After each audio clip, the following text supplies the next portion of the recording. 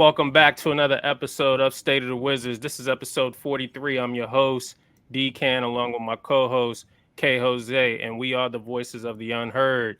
K Jose, what's good? Ain't not much, man. I'm in a good mood. Sonny Boy and got sworn in yesterday, so no complaints.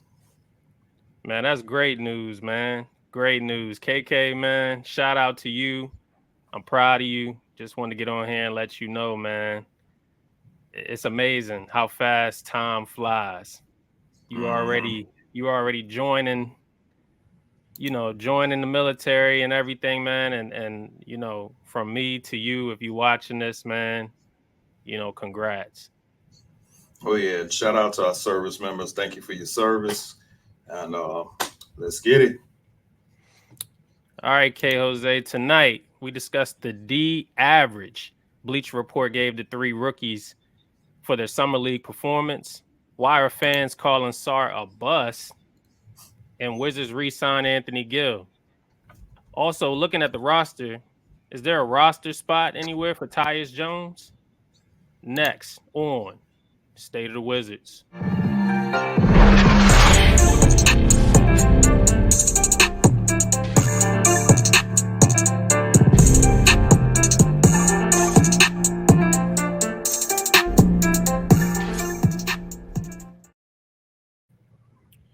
Before we get started, if this is your first time tuning in to the channel, thank you. Please be sure to like, share, and subscribe. Follow me at Wizards Mafia on the X app, and follow my main man K Jose at DC Hoopla on the X app. Also, please follow us at State of the Wizards on the X app and State of the Wizards on Instagram. So, K Jose, you ready to get started? Oh, absolutely. All right, man. First question I got for you. The D League average that Bleacher Report gave our three rookies. Mm. What's your opinion on that? And is it valid? Um, my opinion on it is, I thought it was a little bit extreme, but I know why they gave it to them. I would think it's more so based off of the performance of Sarr, of course, and Keyshawn George as well. Keyshawn George averaged about 7 turnovers and like 7.8 fouls per 48 minutes during that summer league. And when you talk about Sarr, he finished out with 21% from the field. Mm-hmm. But he did rebound the basketball pretty good, and he also blocked a little bit over 2.5 blocks per game. I mean, Bub, of course, was the bright spot. But I think because we also didn't see too much of Patrick Baldwin, he kind of struggled. Luke, he only played with 2 games at Mm-hmm. the max. He didn't really play that much. Right. So I think those were the reasons why we got a D, just based off of those players. And I'm also looking at Bullets Forever, because they posted it up on there talking about let's get worried. But Mm-hmm. um, it's a summer league. We knew that these guys that was being drafted, that some of these guys were not ready to contribute at this moment. Mm-hmm. Would I like to seen a better performance out of Sarr offensively? Yeah, sure. Is it for something for me to be concerned about? Not at this moment. Yeah. So I just say that the grade, in my opinion, I thought it was a little bit extreme, but I understand why they gave it to them. Okay. Yeah. I mean, look, man. To me, I think that it wasn't a fair average. I think, like you said, they're grading harshly on Alex Sarr per se. Yes, he shot very poor from the field. He was 19%. But I'm also looking at, other metrics of his game. He had 2.5 blocks, Mm, which for someone, his size, his ability to be able to close in on the shooter or close in on that spacing between the guard who's driving to the paint. I saw some positives on the defensive end. So, we knew that Sarr wasn't going to be an offensive explosive type of player.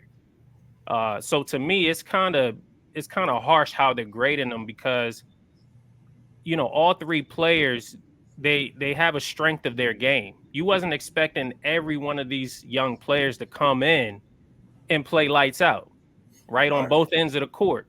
If you had a draft where all three players were lights out on both ends of the court, you would say, okay, that's an A plus. But I feel like Bleacher Report would have found a way to say, oh no, well, Sarr didn't average a double double, Bub didn't average a triple double. Like they would have graded them harshly no matter what. You understand what I'm saying? Hmm. All three players would have had to play lights out. Right. So, looking at Bub's line, he averaged about 16. He was at 15.8. He did shoot pretty poorly from the field, though. He was Hmm. only 33%, but he was 36% from three, Right. right? And then, he turned the ball over 2 times a game, but the kid was phenomenal, in the assist and rebounds category. He was a solid 16, 7, and 5 in Right. 5 summer league games. I mean, you're not going to get any better than that. And then as far as Sarr, again, yes, while he shot 19%, he had 2.5 blocks, 8 rebounds, 3 assists a game. He still did his job on the opposite end of the floor. So my thing is that you should have at least looked at the strengths of all of these players and given it an average off of that, not an Right. average overall because one player played very well and then the other player that you expected to play better played very poorly. Like, if anything, you would think because Bub exceeded expectations, whatever Sarr did not do, Bub picked up the slack for it. You Right. get what I mean? So if Sarr is great defensively and Bub is great offensively, then that kind of averages out. And I didn't speak on Keyshawn. Look, I told you in the last pod. I said, Keyshawn George, in my opinion, did all of the little things right. His game was smooth. It seemed like he wasn't rattled by a lot. And based off of what I saw, he actually exceeded my expectations. Right. Right. I thought he was just a guy who kind of, you know, sat out on the perimeter, waited for the ball. But no, he was bringing the ball up the court. He was making plays in the half court. Yes, Hmm. he averaged 3 turnovers a game, but he was still doing a little bit more than what I expected him to do for us. Right. So for that reason, I'm going to say that the D minus was extremely harsh. And I think they should have at least given them a C minus or a C plus average. And if Sarr's offensive game was just a little bit better than what he displayed, then obviously they would be above average. That's how I feel. Right. I agree. But as you're talking, I'm looking at what Richard Sayhead did during his summer league, and I think he only played like 2 games. And the Mhm. last game he played against the San Antonio Spurs, he put up 11 points. And this is and he shot 1 for 7 from the field, 1 for 7 from 3-point range, and 4 for 12 from the field. This is your number one pick. However, Sarr was the one that was getting beat up because he had that 0 for 15 game. And in the very next game, I think he only made 1 field goal. And then people are saying, well, he's the number 2 pick. He shouldn't be playing like this. He's a bust. And it's like, well, you got you had the number 1 pick who I think he only played 2 games. And then the Right, rest of the summer league, he didn't play. So right. why is it that the number 2 pick is getting criticized, but the number 1 pick didn't? Again, I don't know. Maybe he got injured. I'm not too sure, but I know that the grade that the team got was solely on Sarr. As far as Keyshawn, I mean, I'm not really worried about him. What I did see, to your point, he can bring the ball up the court. One thing I've noticed with the way Dawkins is drafting, Bilal, Sarr, Keyshawn, and Bub, they all can bring the ball up the court. So you can kind of tell the kind of players that Will Dawkins is drafting. He's drafting players that can actually mix it up. Mhm. So these guys are going to take some time. And we knew that from the very beginning. Correct. What did I say in the last pod? I said Sarr ain't going to play the 5. He's not Mhm. playing the 5. So he's our 4. He's blocking shots. if he gives us 18-8, should we really be mad for a number 2 pick giving us 18-8? No, absolutely not. Not in mean, this modern NBA. I mean, I think, like I said in our last episode, if he's doing that his rookie year, you have to consider him rookie of the year. right. Unless someone is playing out of their mind, unless Reese Shea's averaging 25, 26, which I highly doubt. Right. Unless Reed Shepard's down there in Houston, killing it coming off the bench. Like, I mean, Sarr is in prime position to put up numbers this season. That's the thing. I mean, he's on a bad team, so he's going to get the opportunities. And this draft was not deep. So you got to consider the fact that Sarr has to have a really below average season for it to even be considered, below average for him versus anyone else. Right. So again, I'm good with Sarr averaging maybe his first 2 years anywhere between 12 and 13 points per game. When you start getting at the, 15, 16, 17 points per game in his 4th and 5th year, you're seeing improvement out of Sarr at that point. As a defensive center, that's all you can ask for, man. Right. That's all you can ask for. Yeah, I think for him, we just want to see improvement. But again, I still say that being so that Sarr doesn't want to play the 5, you're going to have to get a center to put him in that lineup. And the things that Sarr cannot do, that center can make up for it. So I guess that's the reason why we have Valanciunas, more so for Valanciunas to toughen him up. It's on Sarr, but it's also on the coaching staff to coach him to his strengths. Yeah. And I think he knows exactly what he has to do. One of the main things he's definitely going to have to do in this league, he's going to have to hit the gym, and he's going to have to add some muscle. So I think maybe 15 to 20 pounds of muscle should do him good. We're seeing Bilal already starting to develop muscle. We've already seen it with Corey Kispert. So that's going to be the expectations that I would have for a guy like Sarr, because as I said in the last pod, he's not trying to get down in that paint and get in with the action. He stays outside, and maybe because he just knows he's going to get pushed around. We saw it in a few of the summer league games when he was getting pushed around. So I know for a fact he's going to have to hit that gym and get stronger. So that brings me to my next question, K. Jose. Why are fans calling Sarr a bust already? And we've only finished summer league. Why are they calling him a bust? Well, you got to understand, man, when we're talking about the Wizards, and I think I said this in the last pod too, this franchise has been in existence for what, about 60 years? About 60 years, give or take. In those 60 years, the Wizards have won the number 1 pick 3 times. Wes Unseld Sr. in 68, Kwame Brown in 2001, Wall in 2010. Wes Unseld, Wall, no-brainers. Kwame, it didn't work out the way it's supposed to. So to get to the point, when you think about the players that we've drafted throughout the duration of this franchise, a lot of them never lived up to the hype. There was seasons that we didn't draft. So we're so bad that even when we draft these players, if they don't show us anything, even in the summer league, we're saying, oh, well, this guy's a bust. Mm-hmm. Now, is it fair to call Sarr a bust? No, because we knew offensively he wasn't going to give us anything. It was his defense as the reason why we drafted him. Mm-hmm. So we know people say, well, why aren't you guys holding him accountable the same way you hold jersey number 1? Well, because jersey number 1 was advertised as being a scorer. He won the Lute Olson Award. He won the Jerry West Award in 2022.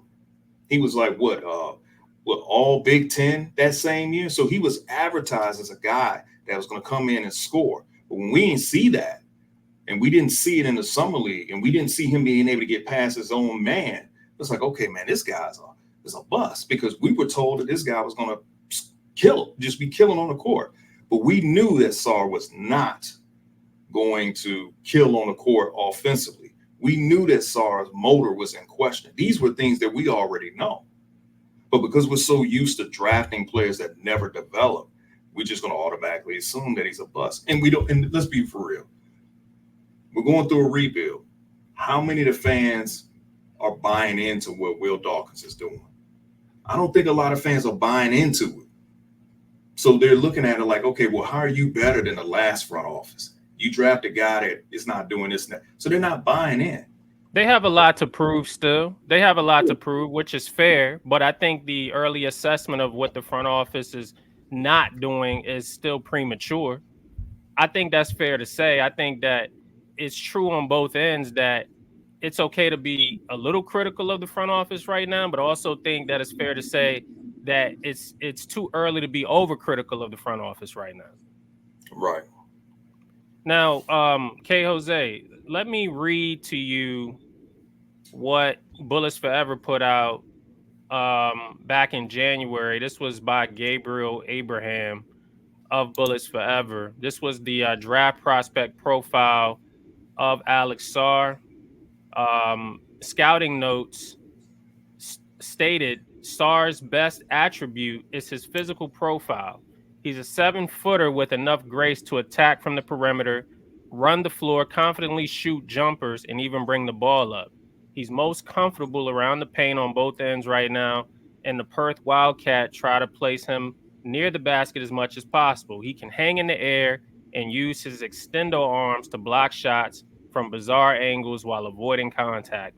He has also shown flashes of defending on the perimeter and switching ball screens. Offensively, he has greatly improved his finishing around the basket in the past year as he grows into his body. Like many Euro players, he's a great passer and has a good feel for the game. He consistently maintains good spacing and cuts while remaining a threat to score. He also displays a great body language and seems like a good teammate. Sarr will need to get more physical to play center at the next level, which is a given for most teenagers entering the league. His shot needs work, and he might struggle to make an impact early on if he can't improve it. He seems confident from the mid-range, but his release resembles a catapult too much right now. He doesn't always play with as much force as you would expect.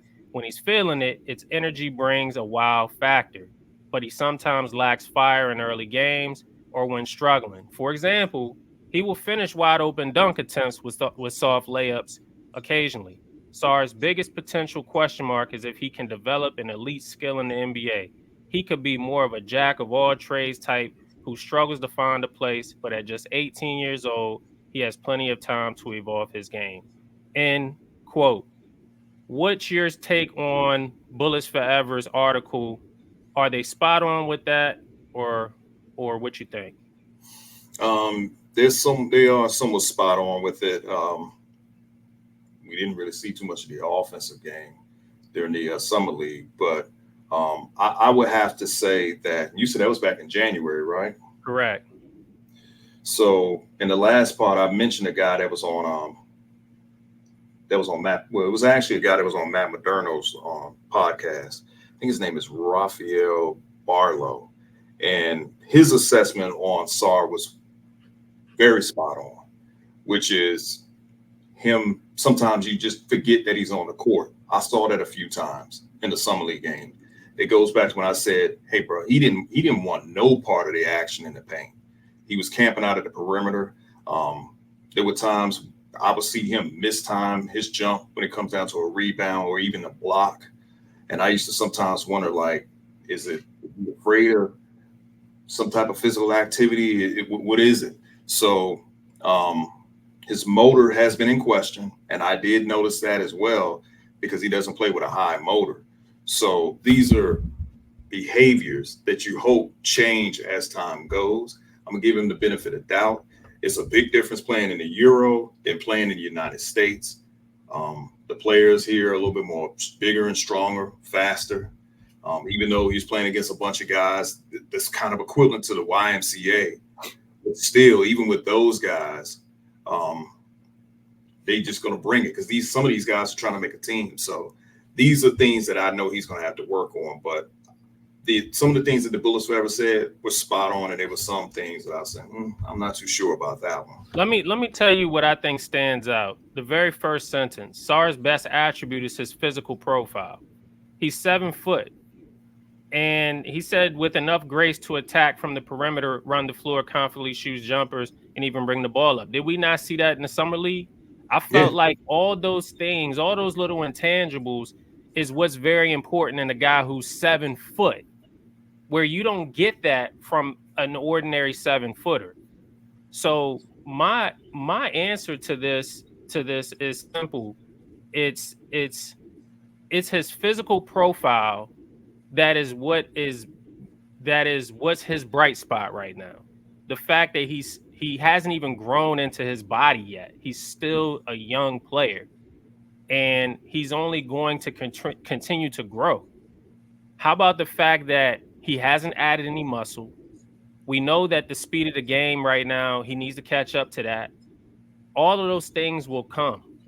I think the one part that also sticks out is when he said he can hang in the air and use his extendo arms to block shots. Did we not see that during the summer league as well? We did see that. Correct. And he closed in. He had that space, and he gave that space only to close in at the last minute and block that shot. Why? Because his physical profile, it's like he's a dominating presence in the middle. So you have to respect his size. And another thing that the article pointed out, even though, it did speak graciously about his offensive game, I thought when he said he has greatly improved his finishing around the basket, here's where I'm at with that. We didn't really get an opportunity to see him finish around the basket because he was very reluctant to get in that paint. Mm-hmm. Right. So this is what we talk about with the physicality of the game at the next level. European basketball players, we've seen this periodically with other European players. It's like when you come to the NBA, you're not as physical in the NBA as, say, you would have been when you were playing in the EuroLeague. Mm-hmm. You got so many physical athletes in that paint. And remember when I asked you the question, I said, does it seem like he's running from the paint? And I think your answer on the last episode was he's running from the paint, my dude. That's what you said to me. So I'm still kind of, I feel like that's the biggest part of his game that he's going to have to work on. The biggest part of his game that he's going to have to work on is finishing around the basket and improving year in and year out, that he can actually do that, and he can do it consistently at the next level. I think that's my only concern. Like, I'm not even worried about him taking shots.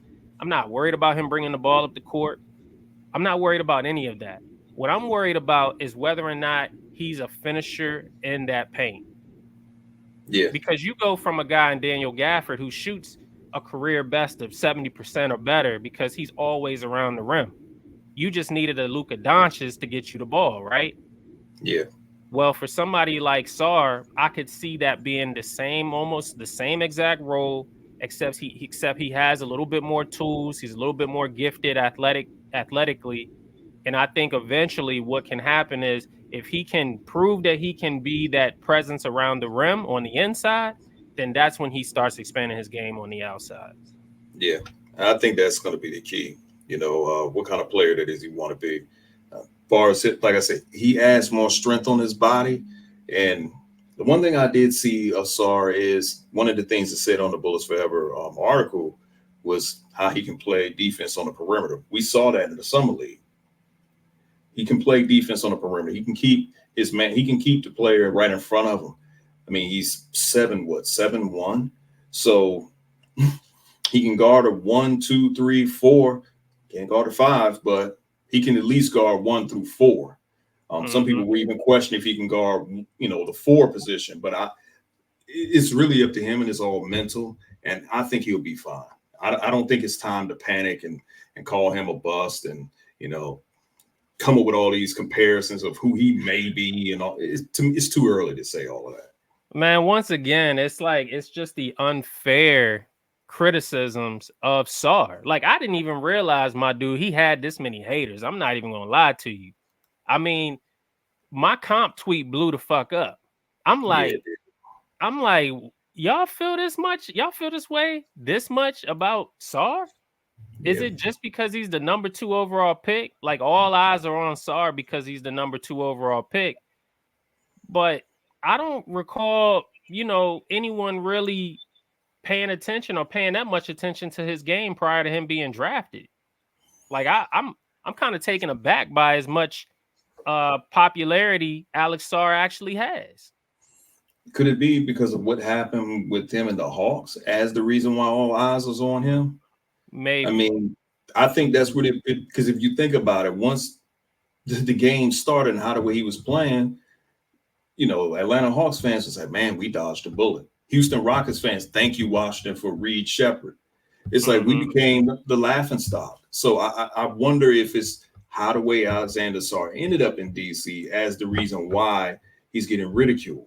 Because now Hmm. people say, well, we've been sitting here criticizing Bronny. We should have been criticizing the number 2 pick. Right, right. I mean, I saw that, but look at how many people actually struggled in the summer league. Alex Sarr was not the only player and potential star that struggled in the summer league. Right. You had other players that were putting up 1 for 14, 0 for 14, 0 for 15 games. Like Sarr was not the lone guy putting up 0 for numbers. You're right. It's just the fact he was the number 2 pick is the reason why, and maybe that's probably and again, I don't know what the situation was for Richard Say for the Hawks because, like I said, it looks like he only played 2 games. So I don't know if after that last game because he didn't really play that well, Atlanta said, okay, let's just sit you out for the rest of the summer league because we don't want you to get ridiculed, and it would just became open season for Sarr because you couldn't blame the number 1 pick, you couldn't troll him, so you had to go troll the number 2 pick. Yep, exactly. All right, let's move along here. So, K Jose, what's your thoughts on the Wizards re-signing Anthony Gill? They re-signed Anthony Gill today. Hey, I mean, anybody can win the lottery. I mean, I get it. I get why they signed him. He's because of the locker room. He's a guy that you hope that he doesn't get any playing time. I mean, it doesn't really do much. If anything, it makes me kind of ask questions. Like, okay, Mhm. you sign him, who's on the way out? Because what about the guys who really want to play? What does that say about those players? You keeping this guy around for what? Oh, well, we're keeping him around for the locker room. He's well respected in the locker room.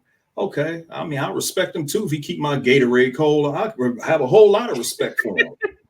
I mean, but come Right. on, man. I mean, let me just say this, and I'm sure he's a very good guy, but what is he going to really tell some of these young guys? What can he tell them? Can he tell them about winning a championship? Can you? I mean, he can teach them how to be a professional. Okay, that's cool, but what else? What else does he have to offer? What other advice can he provide as far as being an NBA? He's learning himself. He's only been in the league with 4 years. He's been with us Yeah. for 4 years, right? Yeah. And he's what 32. 32. Yeah. So again, what can he be telling a 19-year-old or a 20-year-old when he's kind of learning himself? This is the most money he's ever made in his life. Yeah. Man, these signings are questionable at best, but I feel like there's always a method, and this is why I said what I said. There's always a method to Will Dawkins' madness. Anthony Gill is just another one of those Tommy guys that Will Dawkins and company kept around. You can throw in the likes of um, Kyle Kuzma, who's still connected to Tommy, Corey Kispert, Johnny Davis. Those are the players that still are connected in some way, shape, or form. Now throw in Anthony Gill re-signing, and you still have that that carryover from the Tommy Shepard regime.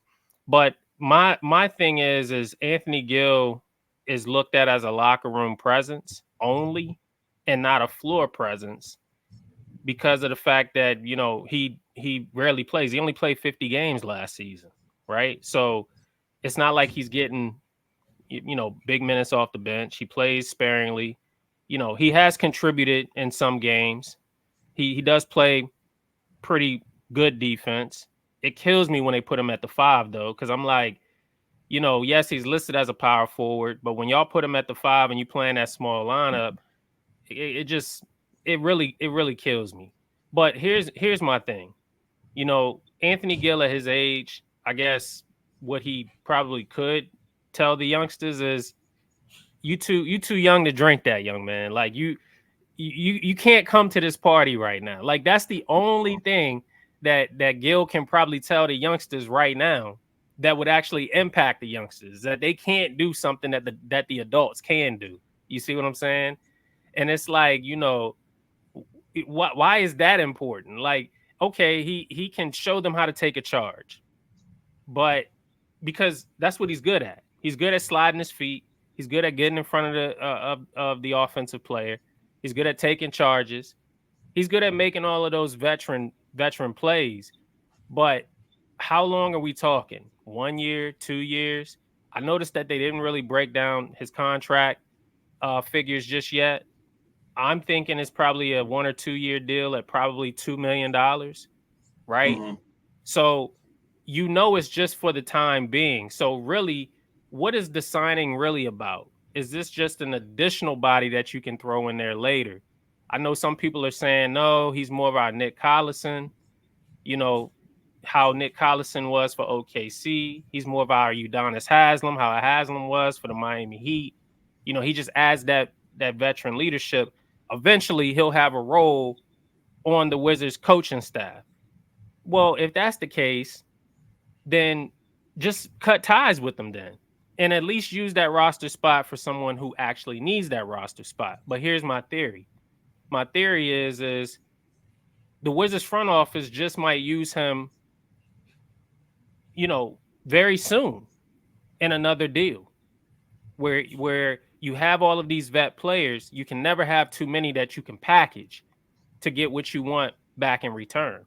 Anthony Gill is a cheap player, man. He's a vet. He can still contribute at his age, and he's probably $2-3 million on the books for 1 year or 2 years. A team would take that ASAP. Maybe he's just the player you need. He's that one additional player you need to add to a package to get exactly what you want in return. What you think about that? Anthony Gill is that one player that you need to get a package done. One additional player. I'm just saying One because additional player to get a package done. Because think about it salary wise, right? 2-3 million. You're just trying to fill out. You know what I'm saying? We know it's a roster spot, but at least that one roster spot ain't 10, 12, 13 million. The one additional roster spot is 3 million. All right. You need to make the money work. So throw in that 3 million to make the money work. Right. I'm sure that's kind of how they're seeing it. I could be wrong, but we're talking 1 or 2 years, man. There ain't no way he's going to be another Wizard in 2 years or 3 years from now. There's no way. That's the only sense I can make of us re-signing Anthony Gill. I think it's just that the organization, and it sounds like the players, they like Anthony Gill. I don't even know if they would include him in a package, like just throw him in there, because he pretty much would be a filler. I don't know if they would look at him that way to do that. I hate when I see people say he's our Udonis Haslem, because I'm like, well, wait a minute, Udonis Haslem played. He contributed when Miami when they won, but I know why they're saying that he's our. Yeah, I was going to say up until a certain point, Udonis Haslem wasn't really playing like that. Well, yeah, but think about it. Anthony at 32, Udonis Haslem was playing. Mm-hmm. Udonis Haslem really didn't start playing until he got like past 35. Then he wasn't playing. That makes sense. When he was in their 40s, okay, that's understandable. But we're talking about a 32-year-old player who 4 years ago wasn't even in the NBA. When we signed him, I said, who the hell is Anthony Gill? I didn't know who he was. Not unless you are a UVA fan, then you would know who Anthony Gill is. But I didn't know who he was. So we are always been the franchise that will give guys like him a job. and we would just keep them around because of the fact that they were good locker room guys. We did it with Garrett Temple. We did it with Cartier Martin. We did it with Michael Ruffin. And that we're Yeah. doing it with So Anthony. wait, hold. So then, if you're saying that, then you agree. So you're saying that this front office is operating like the former regime and Ernie Grunfeld and Tommy Shepard. Is that what you're saying? In that aspect, yeah. In that aspect, yeah. I will have to say that that's very similar to what we used to see in the past. And I hated the fact that I even had to say that. It's Oh either man. they're doing that or either Ted Leonsis is definitely saying, keep that guy on the roster at any cost, at any means necessary. At any means necessary. Keep that guy on the roster. I like him. Anthony Gill fits the idea of what a wizard is. Remember, what we've always had to deal with, whether it was Paul, may he rest in peace, and even with Ted Leonsis, they want good guys on the team. They don't want any malcontents. They don't want any players that's going to cause any issues. If you are a guy who don't get in any trouble, you're going to always stay, whether you are playing or not. You and I should be on the team because we could definitely get a contract because we're not going to get in no trouble. If you're going to pay me $1 million to sit there and make sure everybody's Gatorade is cold and throwing a towel around, swinging it on, I mean, hey, who used to do that? Scalabrini used to do that back in the day. It was another player that used to do it back in the day on the Lakers. I can't remember who it was. It was another one that they used to have to do the exact same thing. Okay, give me $1 million a year. But I'm looking at him as like, I'm gonna say this: if Anthony Gill is here and we get to some point where we say, okay, you know what, Vuk, it was a pleasure, and we let him go, I'm gonna be pissed. I'm gonna be pissed. You mean to tell me you keep Anthony Gill here, but you're gonna let a 21-year-old leave who actually has potential to be something, and you're keeping this guy here for what? Damn it, I could understand that the man's first name was Johnny Gill. If he was, we talking about Anthony Gill, let it be Johnny. My. Look, man, I look at it. I've seen people already say, he's a guy that stays in the gym, works on his game late and all of that. I'm like, that's irrelevant, man. Because don't nobody give a damn about him working on his game at this stage in his career at 32 years old. We don't care. Look, the bottom line is that it's true. Sometimes you just need that sustained cultured guy in the locker room. All right. And in the last couple of years, 4 years or so, we hadn't had any noticeable locker room issues as far as we know. Anthony Gill, I think, gets some credit for that, being a guy who constantly brings that showmanship attitude. Someone who's coming in, go to work every day, puts his hard hat on, no matter how many minutes he goes to work, he still shows up. And I think that's kind of what Ted Leonsis is vouching for that locker room, because Ted's seen, what some of the bad locker rooms have looked like, just like Abe Poland has seen of what some of those bad locker rooms look like. But with me saying all of that, I think there's just one other thing that we have to factor in. It didn't matter that you had Garrett Temples in the locker room. It didn't matter that you had Cartier Martins in the locker room, because the hard heads are going to be the hard heads regardless.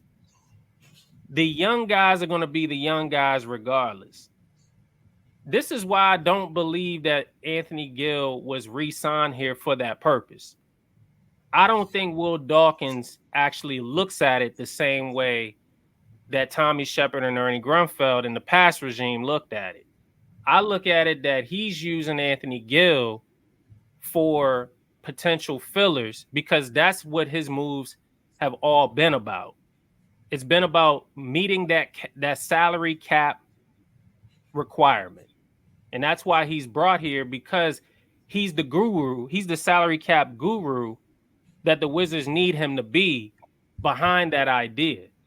And I think that Anthony Gill just fits that for this team right now, because his contract is very, very team friendly. Right. So last question of the night, and then we'll wrap this episode of State of the Wizards up. Looking at the roster construction, my dude, is there a roster spot for Tyus, free agent Tyus Jones, anywhere? Your thoughts? No, Okay. no. I mean, there are players that I keep forgetting that we have. You know, I forget that we got Malcolm Brogdon. I forgot that we have Sadiq Bey. You know, now with Anthony Gill coming back, where is there room for Tyus? If anything, it's showing you that there is no room for him. To what you just said earlier, Will Dawkins is looking to get something for any player that he's going to move. And there's no market for Tyus right now. No team wants him. There is no market for this guy. Look at the players. My bruh, Killian Hayes just got a contract today. And he's trash. Tyus doesn't have a contract. The Miami Heat was a team that was rumored to actually have interest in him. They haven't done anything. The Clippers was another team that was rumored to have interest in him. They haven't done anything. Come on, man. I know Wizards Twitter, you and I, we're not one of those guys, but I know Wizards Twitter, they can't stand Spencer Dinwiddie. He just signed back with the Dallas Mavericks. Nobody wants Tyus. We don't want him, and the rest of the league don't want him either. And you know what's crazy about it is, my dude, you look at the roster as constructed right now. We have at least 2, maybe 3 guys that we didn't really value like that last year. I mean, because number one, they probably weren't either on the team, they were in the G League. Jared Butler is one of them, who's a 24-year-old point guard. All right. Malcolm Brogdon's another, who's a 32-year-old point guard. And then you also have Johnny Davis, who's considered a shooting guard, who is 22 years old and not even coming close to what his expectations are as a lottery pick. So there's 3 spots that technically Tyus Jones could fill just based off of the fact that we didn't value these same spots like a Tyus Jones a year ago, meaning Tyus Jones was a starter, right? Right now, he doesn't have a spot on the Wizards, but there's 3 point guard. I mean, there's 2 point guard spots and a shooting guard spot where I would think that Tyus Jones could fill outside of these other 3 spots. Malcolm Brogdon is a 32-year-old point guard who is getting paid $22 million and he's injury prone. Right. So some people would say, man, I'd rather have Tyus for 17 or 18 instead of a 32-year-old guy who's making $22.5 million. I mean, they would. I've heard people say that. I've seen people not make that argument per se, but as soon as they heard we got Malcolm Brogdon, I saw some folks making that argument. Well, you know, he's an unrestricted free agent after this year. He's going to be commanding $33 million on the cap, right? He's not worth it at 32 years old. I'm just looking at the fact that Tyus is on the outside looking in because of some of these other roster spots that we have on the roster right now. But to that point, Tyus Jones does not have any space on this roster at all. Jordan Poole is primarily going to be a combo guard. He's a hybrid point guard where he'll be playing the 1 and the 2. Like I said, Malcolm Brogdon, he's probably going to be hybrid between the 1 and the 2. So Tyus isn't going to fit in there. You're going to have Bilal probably play hybrid between the 2 and the 3, right? You got Corey Kispert, who's a hybrid 3 that's going to play small forward to shooting guard. You got Johnny Davis, who's still technically on the roster until otherwise. You know, he may get some playing time this year. And you got Jared Butler, who's still on the roster, and he's 24 years old and he currently fits the timeline of the rebuild.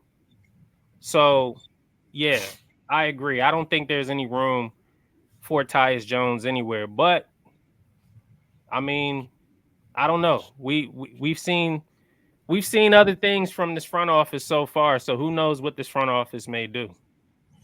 Yeah, I mean, as you're talking, I'm looking at the roster as well.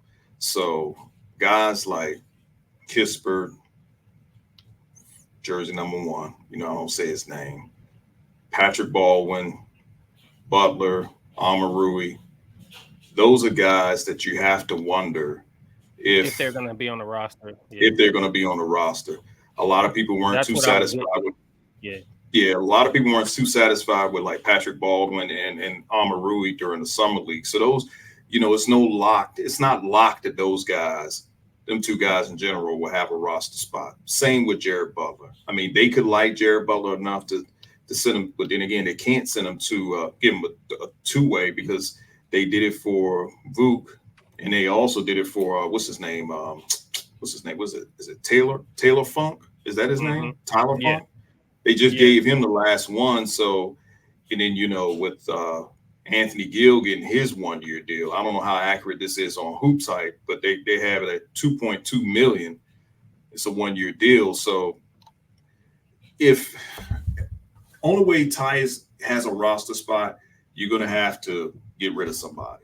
And I do think that a guy like Patrick Baldwin and Amarui are two guys that could be on the bubble. Um, I think when it comes down to jersey number one, this is his last chance to show he has some light. I think, in my opinion, Will Dawkins will be willing to trade him than just a flat out cut him. So it's like, I need you to play like something because I may have to package you in a deal. Mm-hmm. Mm-hmm. But we know when it comes down to Tyus, for Dawkins, in my opinion, is that he really wants to get something in return for him. Because if you let him, well, for right now, you're not letting him walk because nobody's signing him. But if he did walk, think about the criticism that Will Dawkins is going to get. Because people say, well, damn, you basically just gave up KP for nothing. Exactly. And that's kind of where I'm at, It's not looking good. It's not looking good from that standpoint that we pretty much gave KP up for nothing. And this kicking the can down the road on Tyus, him possibly getting signed and traded. I mean, I'm losing hope of that idea because I never believed that he was worth 2 first-round picks or even 1 first-round pick to begin with, and that's what the Wizards front office was seeking for Tyus Jones. So, I just I'm giving up hope on that. I mean, if they do, that's great. I would love to see it. Would love to know that we got something back for Tyus Jones. Obviously, what's most important is the draft assets that we may get back. If there's any draft assets that will come back for Tyus Jones at all, you obviously want to get something. 1 first-round pick would suffice for me. Um, one one for him and maybe one for Kuz. Maybe that's your 2 first-round picks that you're seeking right there. You know what I'm saying? If you can't get it with Kuz alone, then maybe you just need to sign and trade Tyus for at least one of them, and then go out there and try to at least come up off of Kuz for one additional one for the next 2 years. So that's what I'm hoping. That's how I see it. I'm not gonna put too much stock into this idea that Tyus is just going to remain a Wizard, but I am seeing in Wizards Twitter, Wizards media that they truly believe that Tyus has a place on this roster, and I just don't see it. So, Yeah, I don't see it either. I mean, it's not even necessary to even talk about getting a first round pick for him because the most he could probably get us is maybe a second.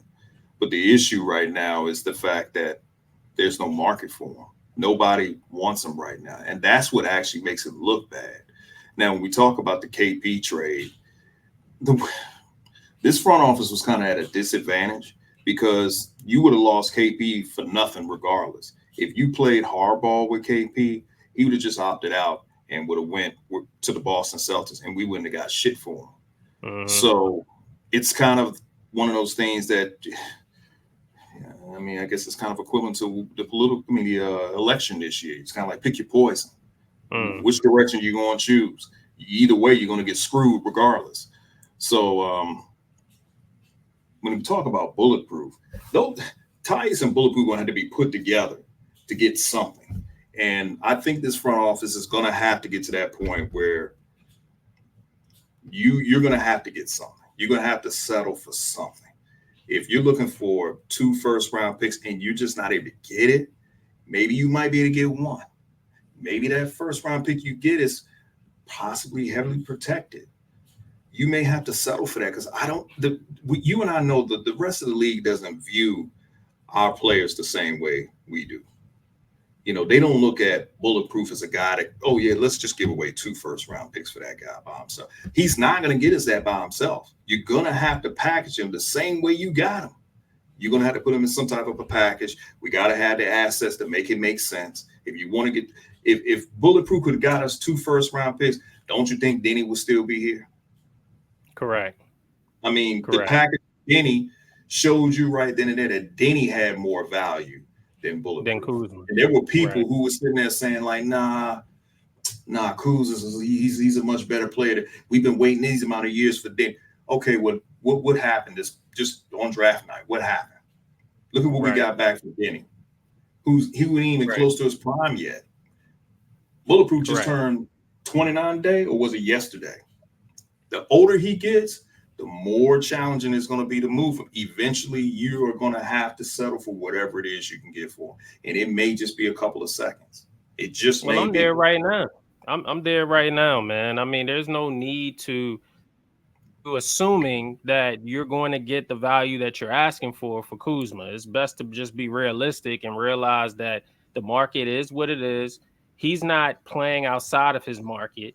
So he's not going to command more on the market unless he does that. People are saying, oh, well, he's giving you 22, 23, but he's doing it on a bad team and the wins aren't showing. We're not, he's not 22 and we're over 15 wins. He's 22 and we're 15 wins or below. Yeah. On losing streaks. That matters. That matters. So, if you guys are saying that he's valuable in one breath, that he can command 2 first-round picks in one breath and then turn around and say, well, Kuzma doesn't win you more than 15 games, there's your answer. That's the reason why he's not worth 2 first-round picks. No. There's your answer, folks. If you're going to simply say that you believe that he's worth 2 first-round picks, then why are you following that up with, well, he's not going to win you more than 15 games, so it's nothing to worry about? Exactly. That's why he's not worth 2 first-round picks. Like, folks, he's not at Walmart where you're getting a great value. Okay?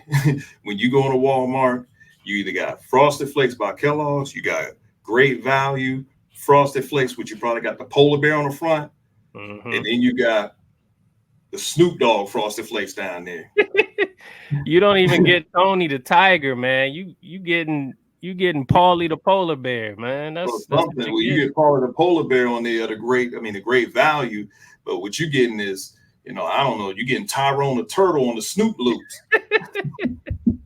So I'm just saying, man. I mean, that's what we have right now. We have Tyrone the turtle, and we're trying to make him out to be Tony the Tiger.